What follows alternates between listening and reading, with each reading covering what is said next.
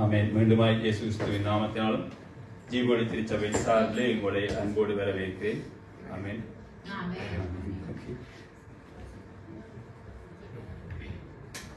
நாங்கள் யாவருமாக எடுத்துக்கொள்வோம். உபாகமம் புத்தகத்தை எடுத்துக்கொள்ளுங்கள்.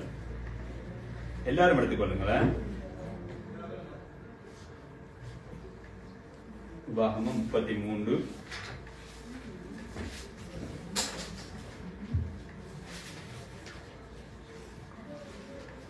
27 எல்லாரும் எடுத்துக்கொள்ளுங்க. ரெடியாவா சேர்ந்து வாசி.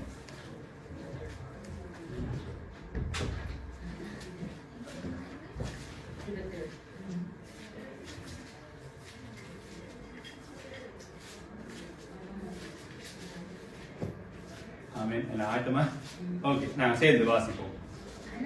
அநாதி தேவனே உனக்கு அடையாளம், அவருடைய நித்திய கிரியைகள் உனக்கு ஆதாரம். அவர் உனக்கு முன்னின்று சத்துருக்களை துரத்தி அவர்களை அழித்து போடுவதற்கு கட்டளையிடுவார். ஆமென். அநாதி தேவனே உனக்கு அடைக்கலம். ஆமென். சபையில் இன்றைக்கு வந்திருக்கவங்க எல்லாருக்குமே ஒரு அடைக்கல தேவன், அநாதி தேவனே உங்களுக்கு ஒரு அடைக்கலமாய் இருக்கிறார். ஆமென். நாம எல்லாரும் எத்தனையோ காரியங்கள் உண்டு, ஆனாலும் கர்த்தருடைய சமூகத்தில் வந்திருக்கிறோம். என்னன்னு சொன்னால் அவர் எங்களுக்கு அநாதி தேவனாய் இருக்கிறபடியினார். ஆமென்.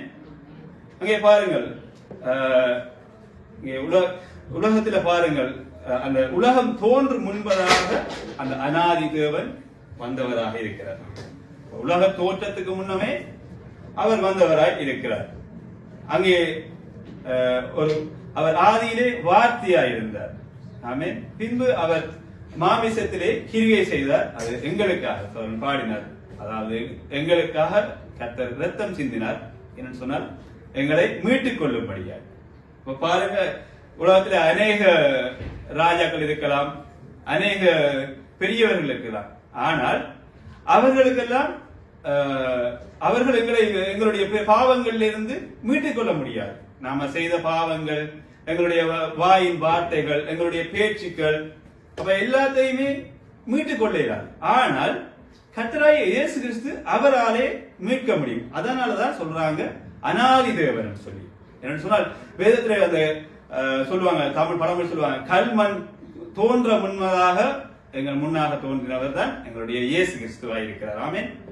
அங்கே அது இப்ப பாருங்க, வார்த்தையானது ஒரு நாளுமே மாறவும் மாட்டது, அழிவில்லாது. எல்லாருக்குமே தெரியும், வார்த்தையானது மாறவும் இல்லை, அழிவும் இல்லாது. அதே போலதான் இயேசு கிறிஸ்துவானவரும் என்றும் அழிவில்லாதவர். அவர் மரித்தார், ஆனாலும் 3ஆம் நாளிலே உயிர் தெழுந்தார். அதனாலதான் நான் சொல்றோம் அநாதி தேவனாய் இருக்கிறாரா. ஆமென். அங்கே பாருங்கள், அநாதி தேவனானவர் உங்களுக்கு தனியா ஒரு ஆளுக்கு மட்டும் அவர் தேவனாய் இல்லை.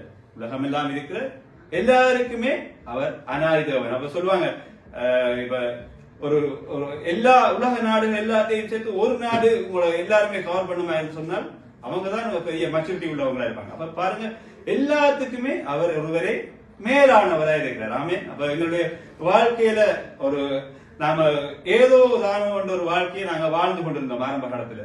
ஆனால் அநாதி தேவன் எங்களை தெரிந்து கொண்டார்.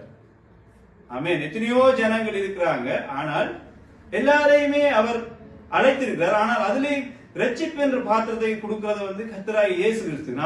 நாம விரும்பினா ஒரு ரட்சிப்பை ஏற்றுக்கொள்ளலாம்னு சொல்லலாது. என்ன சொன்னா கர்த்தராகிய இயேசு கிறிஸ்துவின் மூலமாகத்தான் ஒருவருக்கு ரட்சிப்பு கிடைக்கிறது. இன்னைக்கு அநேக பேருக்கு அந்த ரட்சிப்பின் பகுதியை குறித்து தெரியாதனால அவங்க அதை வீணாக்கி போடுறாங்க. ஆமென். என்று சொன்னால் அதை வீணிலே வணங்குகிறவர்களா இருக்கிறாங்க. ஆமென். நாம எவ்வளவோ காரியங்கள், அநாதி தேவன் எவ்வளவோ நெருக்கங்கள், கஷ்டங்கள் எல்லாம் அந்த வேளையிலேயும் அவர் எப்பவுமே ஒரே மாய்த்தார். பிரதருக்கு ஒரு மாதிரி, சிஸ்டருக்கு ஒரு மாதிரி அப்படி இல்லை. எல்லாருக்குமே அவர் அநாதி தேவனாய் இருக்கிறார். அதாவது உலக தோற்றத்துக்கு முன்னமே தோன்றினவராக இருக்கிறார். இப்ப பாருங்க, காலங்கள் மாறலாம், ராஜாக்கள் மாறி போகலாம், எல்லாமே நாங்கள் இப்ப உங்களுடைய சந்ததிகள் மாறி போகலாம். ஆனால் கர்த்தர் ஒருவரே. உங்களுடைய அப்பா படிச்சதும் கர்த்தர் தான், ஆபிரகாம் படிச்சதும் கர்த்தர் தான். இன்றைக்கு நாங்க ஜெபிக்கிறது துதிக்கிறது எங்களுடைய கர்த்தர் அநாதி தேவனாய் அவர் ஒருவரே இருக்கிறார். அப்ப அவரே ஒருவரே எங்களுக்கு அடைக்கலமாய் இருக்கிறார். சொல்லுவாங்க, நீங்க நல்ல ஒரு வெயிலுக்கு நடந்து வாரீங்க, தெருவோரமா நடந்து வாரீங்க, உங்களுக்கு ஒரு இளைப்பாறுதல் தேவை என்று சொன்னா நாங்க போய் ஓடி போய் மரத்தை கிலோ பதுங்குவோம். எனக்கு கொஞ்சம் இதா இருக்கட்டும் என்று எங்களுக்கு ஒரு இளைப்பாறுதல் தரட்டும் சொல்லி. அப்ப எங்களுடைய வாழ்க்கையில பாருங்க, ஒரு மீன் வந்து கடலுக்கு வெளியில இருக்காது, அது தண்ணிக்குள்ள தான் இருக்கும், அதுக்கு அங்கதான் சேஃப். அப்ப பாருங்க, எங்களுடைய வாழ்க்கையிலையும் எங்களுடைய கர்த்தர் அனாதி தேவனா இருக்கிறார். நாம அதான் அவருடைய நிழலில தங்கினவர்கள் ஒரு நாளுமே வெட்கப்பட்டு போக மாட்டாங்க. அதே போல ஒரு மரத்தின் கீழே இருக்கிறவங்க அவங்க நல்ல கனி கொடுக்கிறவர்களா இருப்பாங்க. எங்களுடைய நீங்க கர்த்தரையே நீங்க அனாதி தேவனாய் பற்றி கொள்வீங்களா இருந்து சொன்னால் கர்த்தர் உங்களை மிகவும் மேன்மேலுமாய் ஆசீர்வதித்து பாதுகாப்பரா இருக்கார். ஒரு அடைக்கலம் என்று சொல்லுகிற வேளையில பாருங்க, நிறைய கோடி குஞ்செல்லாம் இருக்குது, ஒரு கழுகு காமது வருது, அதை பிடிக்கிறது, அதை ஓடி போய் அந்த செட்டைகளின் கீழே ஒழிச்சு கொள்ளுது. அந்த குஞ்செல்லாம் ஒழிச்சு கொள்ற வேளையில அதுக்கு ஒரு பாதுகாப்பு. அதே போலதான் நாங்களும் அனாதி தேவனுடைய செட்டைகளுக்குள்ள அடங்கி இருக்கிற வேளையில எங்களுக்கும் உங்களுக்கும் பாதுகாப்பு நிச்சயம் உண்டு. உலகத்துல எந்த கொரோனா வரட்டும், அதே போல வியாதிகள், புது புது வியாதிகள் வரட்டும், அதுக்கெல்லாம் நீங்க பயப்பட தேவையில்லை. அங்கே பாருங்க, பொருளாதாரம் மாற்றம் வரட்டும், நோ ப்ராப்ளம், நீங்க பயப்படாதீங்க, கர்த்தர் உங்களை வழி நடத்துவார். ஒரு வேளையில ராஜாக்கள் உங்களை போட்டு நெருக்குவாங்க, அதை செய் இதை செய்யன்னு சொல்லி நெருக்குவாங்க. ஆனால் நீங்க கர்த்தருடைய சமூகத்தை நோக்கி பார்க்கிற வேளையில அவர் உங்களுக்கு ஒரு அடைக்கலமாய் இருக்கிறார். ஆமென். அவரை அண்டினவர்கள் ஒருபோதும் வெட்கப்பட்டு போகிறேன்னா, இன்றைக்கு ஆபிரகாம் சொன்னதும் அதேதான், நாங்க சொல்றதும் அதேதான். ஆபிரகாம் அனாதி தேவனை அப்படியே பின்பற்றி போனார். அவர் இன்னும் ஒரு தேவனையோ இன்னும் ஒரு காரியத்தையோ அவர் முன்வைக்கவில்லை. கர்த்தராகிய இயேசு கிறிஸ்துவை அடைக்கலமாக அவர் கொண்டதினாலே அங்கே அவர் பாதுகாக்கப்பட்டார். பாருங்கள், எவ்வளவோ கடந்து போகலாம், உங்களுடைய காலங்கள் எவ்வளவோ கடந்து போகலாம், உங்களுடைய வயசுகள் கடந்து போகலாம், ஆனால் எல்லாமே கடந்து போனாலும் அவர் அங்கே சொல்லுகிறது அல்பாவும் உபயோகமாக இருக்கிறார். ஆமென். என்றுமே அழியாது. அங்கே வானத்துக்கு கீழும் சரி, வானத்துக்கு மேலும் சரி, அவர் என்றுமே அழியாது. நீங்க இந்த வசனத்தை நாங்கள் பார்க்கிற வேளையிலே எங்கே இது தோன்றப்பட்டன்னு சொன்னா, நீங்க அநேகமாவே செய்தியும் யாத்திரகாமம் உபாகமும் அப்படி வருதுன்னு சொன்னாலே இஸ்ரவேல் ஜனங்களை கர்த்தர் எப்படியாய் வழி நடத்தி வந்தார் என்று சொல்லி சொல்லப்படுகிறது. இங்கே பாருங்க, அங்கே மோசே சொல்லுகிறார் என்று சொன்னார், இப்படியாக ஒரு ஆசீர்வாதமான வசனத்தை சொல்லுகிறார். அனாதி தேவனே உனக்கு அடைக்கலம். அந்த ஜனங்களுக்கு பார்த்து சொல்லுகிறார் அனாதி தேவனே. அங்கே இருக்கிற ஜாதிகள் எல்லாரையும் பார்த்து சொல்றார், உங்களுக்கு எல்லாருக்குமே அனாதி தேவன் கர்த்தர் ஒருவரே. நீங்க எவ்வளவுதான் பார்வோன் மறைச்சாலும் சரிதான், செங்கடல் வந்தாலும் சரிதான், அங்கே எரிகோ மதில் இருந்தாலும் சரிதான், என்ன தடை இருந்தாலும் உங்களுக்கு அனாதி தேவன் அடைக்கலமா இருக்கிறார். நாங்க இலங்கை தேசத்திலிருந்து ஒரு அடைக்கலத்தை தேடி நாங்க இந்த தேசத்துக்கு வந்திருக்கோமே. நம்ம ஒரு உங்களுக்கு ஒரு ஏதாவது ஒரு இது சொல்லலாமா, நீங்க உங்களுக்கு இந்த நாட்டுல வந்து அனுமதி கிடைக்கும், நான் விசா எடுத்து இருப்பேன், நான் இந்த நாட்டுல வேலை செய்வேன் சொல்றதுக்கு ஒரு நம்பிக்கைக்கு ஒன்றுமே இல்லைன்னு. ஆனால் கர்த்தராகிய இயேசு கிறிஸ்து ஒருவரே நமக்கு நம்பிக்கையா இருக்கு. என்று சொன்னால் உலகத்தில் இருக்கிறவங்க அநேகம் சொல்லுவாங்க, நீ நல்லா முயற்சி செய்ய அப்படி இப்படின்னு சொல்லுவாங்க. ஆனால் இப்ப நாங்களும் ஓகே, நீங்க நான் அநேக காரியங்களை நான் என்னுடைய வாழ்க்கையிலையும் கண்டுக்கிறேன். நாங்க சுயமா நான் முயற்சி செய்திருக்கிறேன், ஆனா அதுல ஒரு தோல்வி. பிறகு எல்லாமே இழந்த பிறகுதான் அனாதி தேவனை நோக்கி ஓடுறது. ஆண்டவரே நீங்க எனக்கு உதவி செய்யுங்க, நான் இது மட்டும் ஓடி ரொம்ப கரைச்சு போனேன். சிலோட நான் கொஞ்சம் நான் முயற்சி செய்து பார்ப்போமே, ஏன் நெடுக போட்டு கத்தரேன்னு சொல்லி அவரை கரைச்சு போய் இல்ல அது இல்ல. கர்த்தரை நோக்கி போகிற வேளையிலே அவர் எங்களுக்கு அடைக்கலமா இருக்க. பாருங்க, இஸ்ரவேல் ஜனங்கள் மிருக ஸ்தம்பங்கள் அப்படியாக கொண்டு வந்த ஜனங்களை பாதுகாத்தார். என்னன்னு சொன்னால் அந்த ஜனங்களுக்கு அவருக்கு தெரியும், இந்த ஜனங்கள் நான் அழைச்சு கொண்டு வந்த சனம், நீங்கள் எல்லாம் அவர் அழைச்சு கொண்டு வந்த சனம்.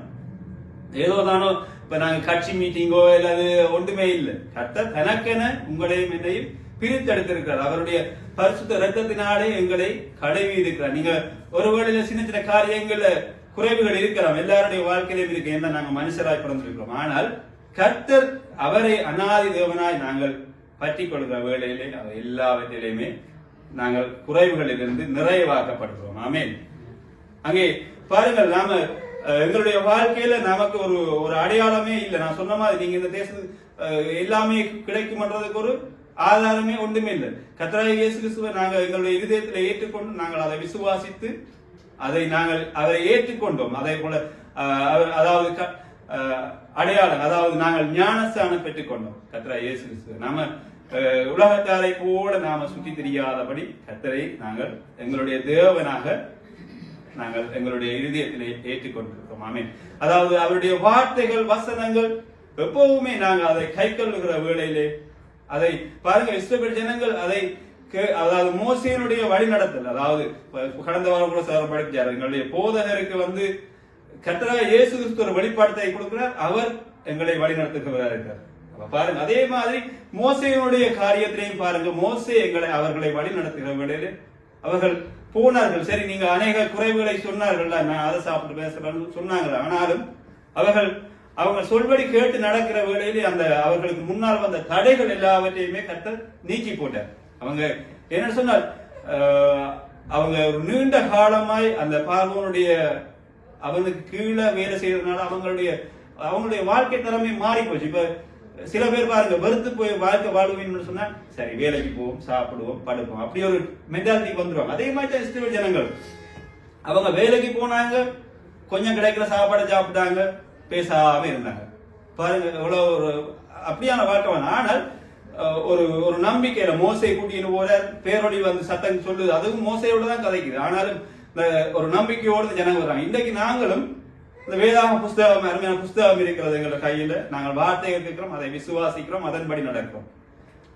இதிலே பாருங்கள், நாங்கள் பார்ப்போம் சொன்னால் மோசையினுடைய வாழ்க்கை வரலாறு பாருங்க. மோசே பிறந்ததிலிருந்தே அவருடைய வாழ்க்கையில ஒரே பிரச்சனை. அவர் பிறந்தாரு, அவர் சொன்னா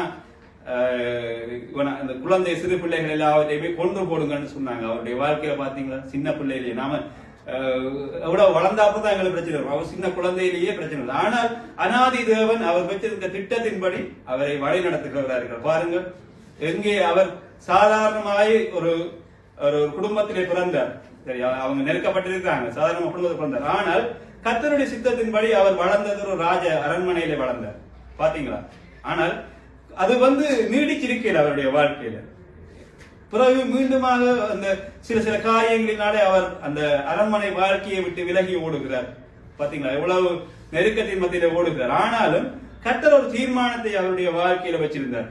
இவரை கொண்டு நான் இந்த காரியத்தை செய்யணும். ஆமா, உங்கள் ஒவ்வொருவரையும் வைத்து கர்த்தர் ஒரு தீர்மானத்தை வைத்திருக்கிறார். நீங்க சில வேளையில நீங்க யோசிக்கலாம், நான் ஆராதனைக்கு போவோம், பார்ப்போம், நான் அதோட வருவோம், அவ்வளவு நீங்க யோசிக்கலாம். ஆனால் கர்த்தர் உங்களுக்கு ஒரு தீர்மானத்தை வச்சிருக்கிறார். நீங்க ஒவ்வொரு காரியங்களையும் முன்னின்று ஊழியங்களையும் ஒவ்வொரு காரியங்களையும் நீங்க செய்யணும். இன்றைக்கு சில காரியங்கள் மேலிடத்திலிருந்து ஊழியங்கள் அவங்க அருமை செய்வாங்க. நாம சில காரியங்கள் நாம இயல்பாவே செய்யறோம். அதை நாங்க ஒரு ஆள் சொல்லி செய்ய அவசியம் இல்லை. அப்ப நாங்க அனாதி தேவன் எங்களை உளவாய் பாதுகாத்து வழி நடத்திருக்கிறார். அவருக்காக நாங்கள் எதையுமே செய்ய முன்வரணும். அப்ப அனாதி தேவன் உங்களை ஆசீர்வதிக்கிறவரா இருக்கிறார். நம்ம அவரை அடைக்கலமா அண்டி வந்தவர் ஒரு நாளுமே அங்கே குறைகளை கூறிக்கொண்டிருக்கப்படாது.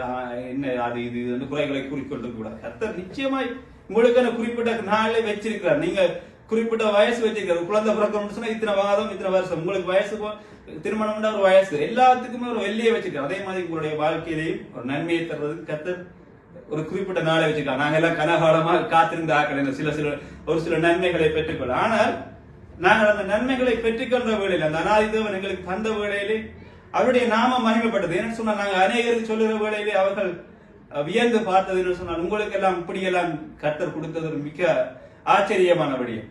ஏன்னா உலகத்தில் இருக்கிறவங்க நாங்க சொல்றோம், நாம கஷ்டப்பட்டு தான் ஒன்றையும் சேர்த்துக்கணும். ஆனால் எங்களுக்கு கர்த்தர் தர்றதெல்லாம் இலகுவா கிடைக்குது. ஆனா எங்களுக்கு தான் அது பார்க்க நாங்க யோசிக்கிறோம் கஷ்டமா இருக்குன்னு சொல்லி. அப்படி அல்ல, கர்த்தர் இலகுவாய் எல்லாவற்றையும் எங்களுடைய கரங்கள், அதான் அவருடைய ஆணி பாய்ந்த கரங்கள் அங்கே எங்களை ஆசீர்வதிக்கிறதா இருக்கிறது. அதே போல எங்களை வழக்கரம் பிடித்து எங்களை வழி நடத்துகிறார். பாருங்கள், அனாதி தேவன் சிலுவையிலே அங்கே மரிக்கிற நேரத்திலேயும் கூட அவர் எங்களுக்காக ஆண்டவரே இவர்களை மன்னியும் என்று சொல்லி சொல்லுகிறார். ஒரு யாராவது அப்படி சொல்ல முடியுமா? நீங்கள் இல்லை. ஆனால் கர்த்தராகிய இயேசு கிறிஸ்து சொல்லுகிறார், ஆண்டவரே தெரியாமல் செய்கிறார்கள், இவர்களை மன்னியும். அப்ப எங்களுக்காக அவர் இரத்தம் சிந்தின ஒரு தேவனாய் இருக்கிறார். ஆமென். அதே போல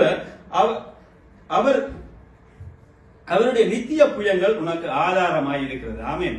இன்றைக்கு அநேக பேர் சொல்லலாம், எங்களுக்கு எங்களுடைய வாழ்க்கையில் ஒரு ஆதாரமே இல்லாம ஒரு நிலை இல்லாம இருக்கு, நாங்க சும்மா ஏதோ தானோ ஒன்று ஓடிக்கொண்டிருக்கோம். அப்படி அல்ல, எங்களுக்கு ஒரு ஆதாரமாய் இயேசு கிறிஸ்து இருக்கிறார். ஆமென். நாம ஒருவேளை தாய் தந்தையர் பெற்றோர்கள் எல்லாம் கைவிட்டு இருக்கலாம், நீ எதற்கு உதவாத பாத்திரம் சொல்லி கைவிட்டுக்கலாம். ஆனால் கர்த்தர் அப்படி இல்லை, அவர் எங்களுக்கு ஒரு ஆதாரமாய் இருக்கிறார்.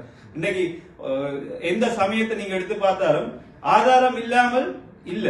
ஆனால் இயேசு கிறிஸ்துவுக்கு பாருங்க அநேக பழைய காரியங்களை குறித்து சொல்வார். ஆனால் கிறிஸ்தவத்தை குறித்து பார்க்கிற போலே நிறைய நிறைய ஆதாரங்கள் உண்டு. கிறிஸ்து அவரே அவரே அவரே வந்தார் மரித்தார் சொல்லி இன்றைக்கு காலங்கள் எல்லாம் கிறிஸ்துவின் வயசிலிருந்து தான் சொல்லப்படுகிறது. கிமு, கிறிஸ்துவுக்கு பின், கிறிஸ்துவுக்கு முன். காலங்கள் எல்லாமே வகைக்கப்படுகிறது.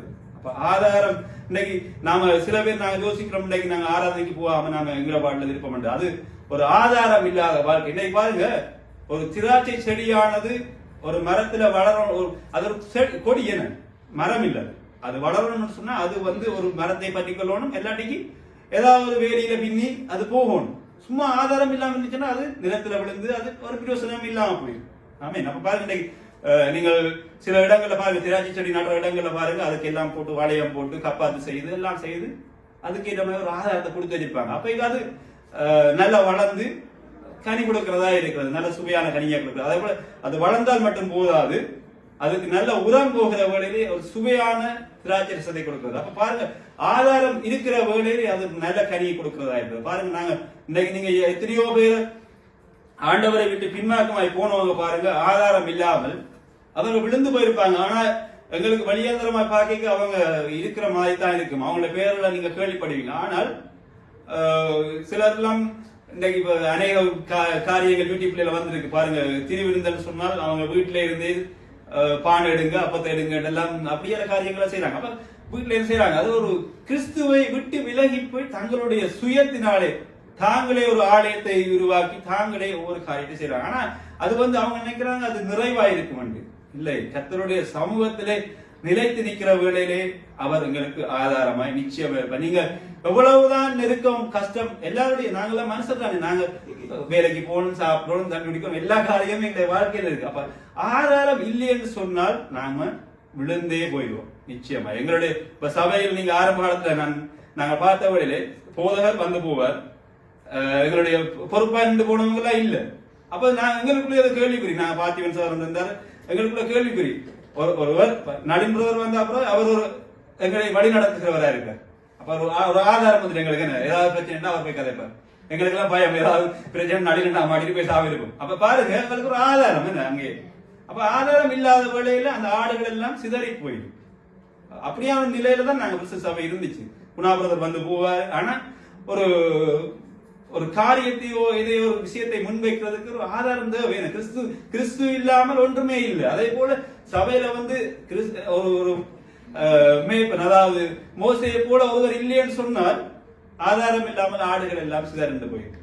பாருங்க, நாம சந்தோஷமா இருக்கணும். என்னன்னு சொன்னால் நாங்க சந்தோஷப்படுறோம். என்னன்னு சொன்னால் நாங்கள் கிறிஸ்துவை ஆதாரமாய் கொண்டிருக்கிறோம், அவரை அடைக்கலமாய் கொண்டிருக்கிறதுனால நீங்க உங்களாலுமே கவலைப்பட தேவையில்லை. கர்த்தர் நிச்சயமாய் ஆசீர்வதிப்பார். நீங்க ஒருவேளை நீங்க உங்களை யோசிக்கிறாங்க இன்னுமே நிறைவாக இல்லையேன்னு சொல்லி, இல்ல, கர்த்தர் ஒரு நாளை ஏற்ற வேலையை உங்களுக்கு வைத்திருக்கிறார். நிச்சயமா அந்த நாளிலே உங்களை ஆசீர்வதிப்பார். அனாதி தேவன் உங்களை ஒரு நாளுமே கைவிடுவதில்லை.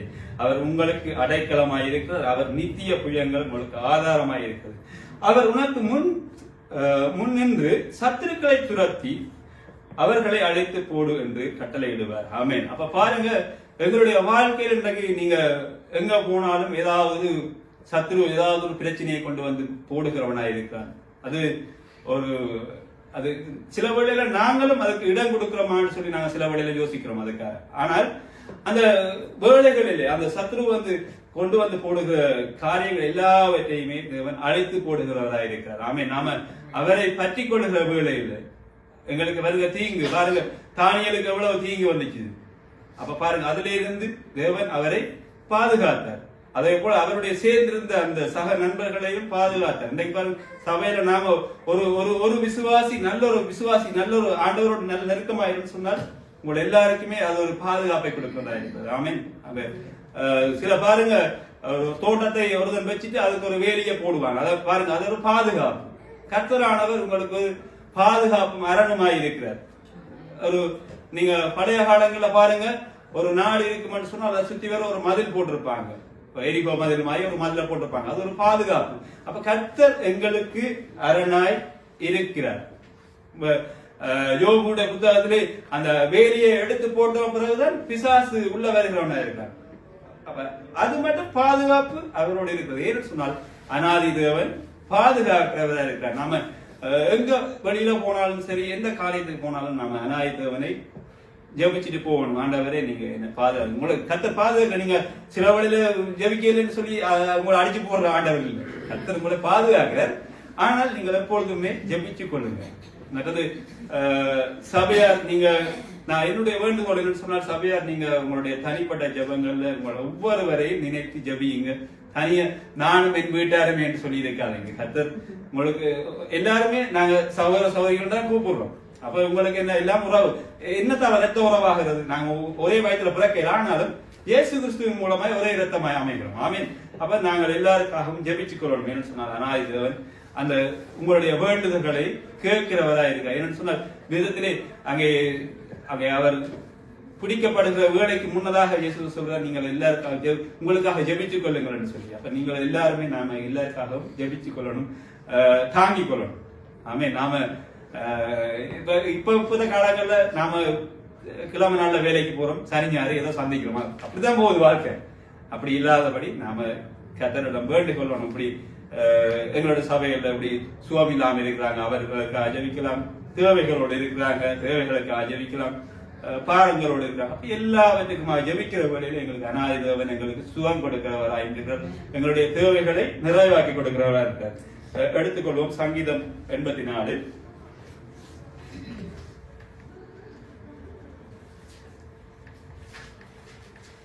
சங்கீதம் 84:3.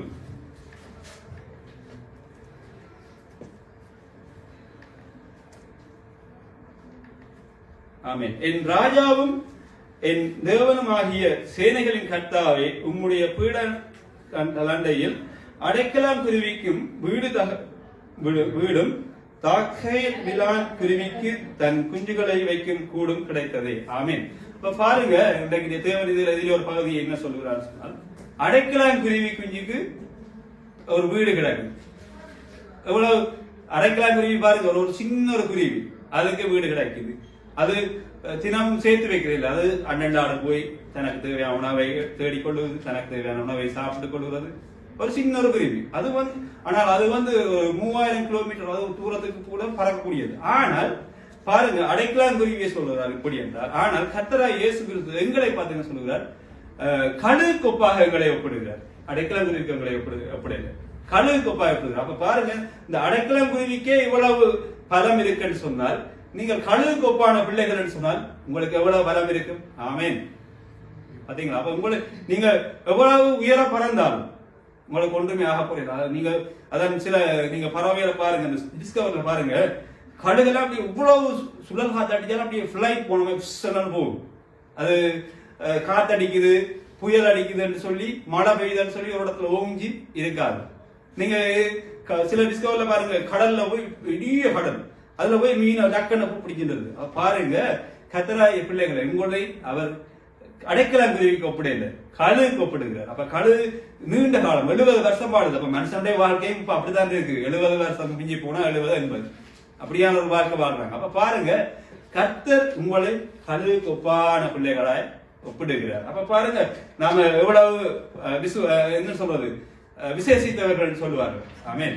பாருங்க, கழுகுக்கு ஒப்பிடுகிற வேளையிலே நாங்கள் எந்த ஒரு சுழல்காற்றோ புயலோ இயற்கை அழிவுகளோ மற்றது தொல்நோய்களோ எது வந்தாலும் எங்களை ஒன்றுமே செய்யாது. அது கழுகை கூட நாம சில காரியங்கள் நடக்கிற வேளையில நாம கழுகை கூட கொஞ்சம் காத்திருக்கணும். கொஞ்சம் அது இந்த செட்டம் முளைச்சி அது கொஞ்சம் உசாரா வர மட்டும் காத்திருக்கணும். ஆமேன். அப்ப கர்த்தர் ஆசீர்வதிக்கிறவராய் இருக்கிறார். அப்ப நாம அடைக்கலம் குருவியை பார்த்துட்டு நாம இந்த குருவியை போல இருக்கோம் இல்ல. இன்னும் கொஞ்சம் டீப்பா போங்க. கழுகளை போல நாம சட்டையில விரிச்சு நாம பறக்கணும்னு சொல்லி நீங்க உற்சாகமா இருங்க. அதுக்காக மேலே குதிச்சிடாதீங்க. ஓகே, அங்க பாருங்கள், வேதத்திலே பார்க்கிற வழியிலே தாவீதினுடைய வாழ்க்கையை பாருங்க. அவன் ஒரு சிறு வயதுல இருந்தே தாவீதினுடைய வாழ்க்கையில அவங்களுடைய சகோதரர்கள் அவனை பெருசா பார்த்து கொள்ளல. அவன் ஏது சொல்றானோ அதை கேட்டு சரி போய் நீ ஆட்டம் வச்சுட்டு போ கலத்தி விடுறாங்க. அப்ப அதே போல யோசப்புடைய வாழ்க்கையில பாருங்க, யோசப்பும் அதே நெருக்கத்தோட தான் வாழ்றாரு. அப்ப அவரும் அதே நெருக்கத்தோட தான் வாழ்றாரு. அப்ப பாருங்க, அங்கே அனாதி தேவன் அவர்களுக்கு ஒரு தீர்மானத்தை வைத்திருக்கிறார். இவர்களை கொண்டு நான் இந்த காரியத்தை செய்யணும், யோசப்பை கொண்டு நான் ஒரு காரியத்தை செய்யணும். அங்கே சகோதரர்கள் நெருக்கி விடலாம், அவர் பயந்த வாழ்க்கை, மோசையுடைய வாழ்க்கையை பாருங்க, எவ்வளவு ஒரு நெருக்கத்தோடு வாழ்றார். ஆனால் தேவன் அவர்களுக்கு ஒரு அடைக்கலமாய் இருக்கிறார். அவர் அனாதி தீர்மானத்தோடு இருக்கிறார். அவர்களை எப்படியெல்லாம் கொண்டு போய் வள நடத்தணும்னு சொல்லி அவங்க எவ்வளவு தாழ்த்தப்பட்டாலும் அவங்க ஆண்டவர் நினைச்சார் இல்ல இவங்களை உயர்த்தணும்னா அவங்களுடைய பதவிகள் உயர்த்தப்பட்டது, அவங்களுடைய நடைமுறை வாழ்க்கை உயர்த்தப்பட்டது. ஏன்னு சொன்னால் அனாதி தேவன் அனாதி தேவனை ஒரு அடைக்கலமாய் கொண்டிருந்தாங்க. ஏன்னு சொன்னால் நீங்க தாவீதை குறித்து எல்லாம் பார்க்கிற வழியிலே அங்கே கோலியாத்தை அடிக்க போகிற வழியிலே அவன் ஒரு ஜெபத்தை செய்கிறவனா இருக்கிறான். ஆண்டவரே என்று சொல்லி ஒரு ஜெபத்தை செய்கிறான். நான் இப்படி ஒரு போருக்கு போறேன் என்னென்றால் ஒரு அனுபவம் இல்லாத ஒரு வாலிபன், சின்ன பையன். அப்ப அவன் போகிறான்.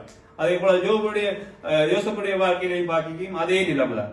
அவன் ஒரு ராஜ வாழ்க்கையை அவங்க வாழல. அவங்களுடைய சகோதரங்கள் அவங்க போருக்கு போயிருக்காங்க, ஒரு சாஜனா போறாங்க. ஆனாலும் இவன் ஒரு இடையனாகத்தான் வாழ்கிறவனா இருக்கான், ஆடு மேய்ப்பனா இருக்கான். பாருங்க, எல்லாவற்றிலேயுமே அனாதி தேவன் அவர்களை வழி நடத்துகிறவரா இருக்கிறார். அல்லேலூயா. சங்கீதம் 91 எடுத்துக்கொள்வோம்.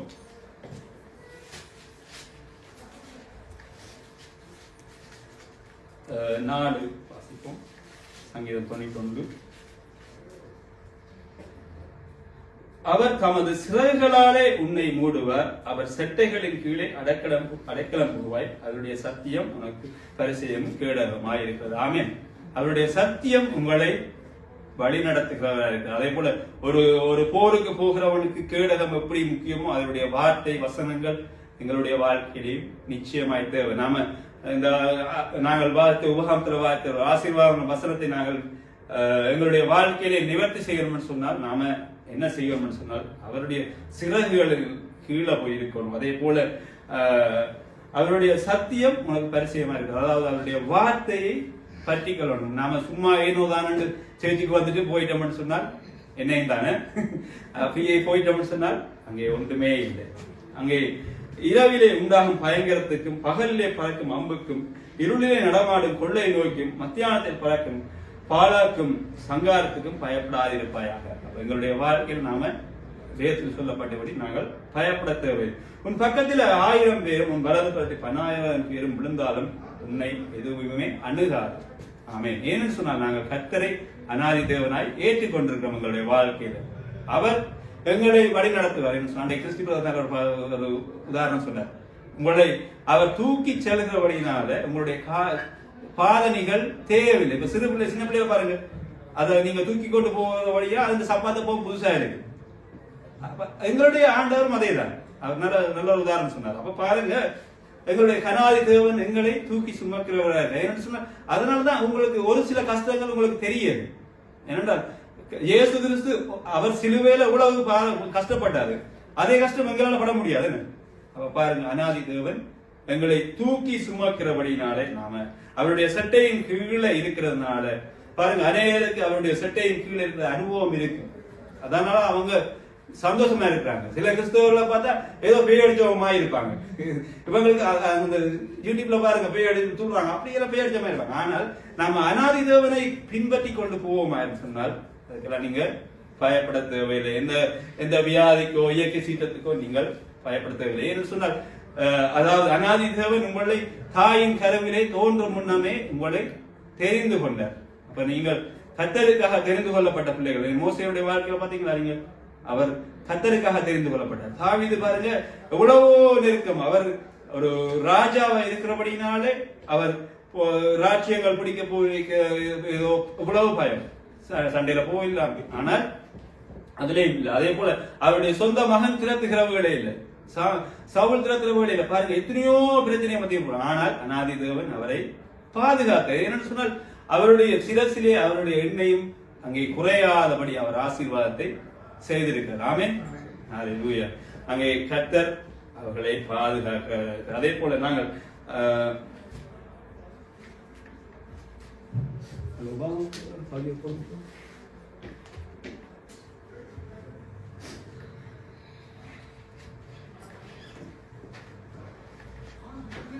அதே போல பாருங்கள் அவருடைய